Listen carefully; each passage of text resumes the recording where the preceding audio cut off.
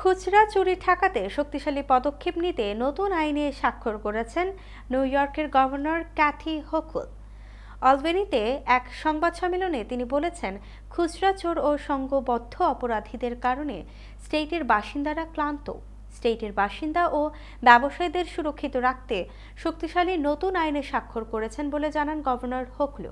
New ইয়র্কের governor Kathy Hochul বলেন, governor হিসেবে তার প্রথম কাজ হলো স্টেটের বাসিন্দাদের নিরাপদে রাখা এবং তাদের ব্যবসা সুরক্ষিত রাখা।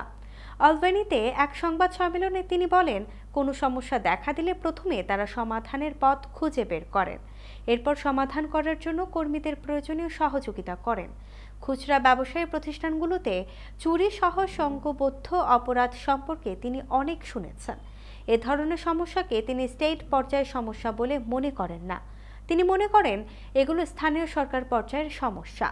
তাদেরকে খুচরা চুরি দমন করার নিশ্চয়তা দিয়ে এর জন্য শক্তিশালী আইন পাশ করে $40 মিলিয়ন বরাদ্দ দিয়েছেন তিনি। খুচরা চুরি ঠেকাতে যৌথ অভিযান চালিয়েছে আইনশৃঙ্খলা রক্ষাকারী বাহিনী। গভর্নর বলছেন, খুচরা চুরির প্রভাবে বছরে দেশের প্রতিটি পরিবারকে গড়ে $500 বেশি খরচ করতে হয়।